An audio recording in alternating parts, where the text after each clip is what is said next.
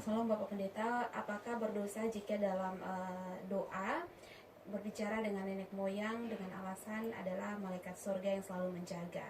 Dan juga sebelum berdoa selalu berbicara dengan roh nenek moyang menggunakan bahasa daerah. Bicara dengan roh nenek moyang menggunakan bahasa daerah baik dalam perjalanan doanya atau juga sebelum berdoa. Jadi di sisi lain ada doa, di sisi lain ada omong dengan roh nenek moyang yang dipercaya masih ada, begitu ya? Oke, saya bisa pastikan ini sesat. Salah satu kebiasaan yang Tuhan benci itu ialah kalau beromong dengan arwah. Saul itu dihukum mati, salah satu alasannya itu. Selain memang dia juga orang Kristen palsu, kalau andai kata mewakili orang Kristen, dia contoh Kristen palsu dan perjanjian lama. Salah satu penyebab Tuhan hukum Saul dari situ, saudara-saudara. 1 Tawarik pasal 10 ayat 13. Demikianlah Saul mati karena perbuatannya yang tidak setia terhadap Tuhan. Oleh karena ia tidak berpegang pada firman Tuhan. Dan juga karena ia telah meminta petunjuk dari arwah. Ini dia. Jadi jelas ini sesat. Saya tidak takut-takut omong. Sesat. Siapapun Anda yang dengar saya. Anda yang biasa omong di arwah. Biasa omong di kuburan. Anda sesat. Dan celakalah rohaniawan-rohaniawan yang tidak togor ini. Ya, makanya kayak orang horo hewan, kau taruh di sana bilang hormat leluhur ini leluhur itu, seperti saya baca di koran pembangunan kantor gubernur baru itu, itu sesat dalam nama Yesus. Kau omong dengan awal seundang rohaniawan pakai omong de arwah lagi. Yesaya pasal 8 ayat 19. Dan apabila orang berkata kepada kamu, mintalah petunjuk kepada arwah dan roh-roh peramal yang berbisik-bisik dan komat kamit, maka jawablah, bukankah suatu bangsa patut meminta petunjuk kepada Allahnya?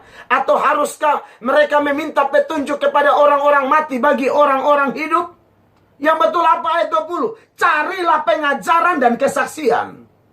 Siapa yang tidak berbicara sesuai dengan perkataan ini, maka baginya tidak terbit fajar. Yang kita cari itu pengajaran, bukti kitab suci firman Allah. Tiba omong di arwah. Arwah itu tidak ada hubungan dengan kita lagi. Bandingkan juga dengan data lain di Ayub pasal 7 ayat 9 dan 10. Orang yang turun ke dunia orang mati tidak ada hubungan dengan kita. Dia tahu sebawang-bawang di orang mati. Dosa itu sesat. Sorry, mus omong. Itu usah pakai sorry le. Kok sesat sorry le. Sesat. Bertobat saudara-saudara. Ya, mesti bicara keras. Apalagi lu kesama ke makas ketemu Tuhan dan setan. Doa-doa, pi omong dan moyang dong. Tidak ada hubungan.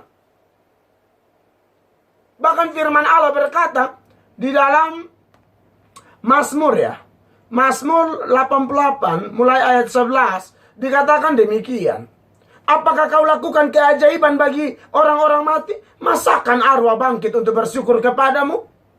Dapatkah kasihmu diberitakan di dalam kubur dan kesetiaanmu di tempat kebinasaan? Ayat 13. Diketahui orangkah keajaibanmu dalam kegelapan dan keadilanmu di negeri segala lupa? Itu dunia orang mati.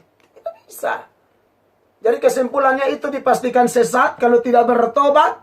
Sebagaimana Tuhan hukum Saul, Anda dan saya pun bisa kena hukum kalau Anda tidak bertobat.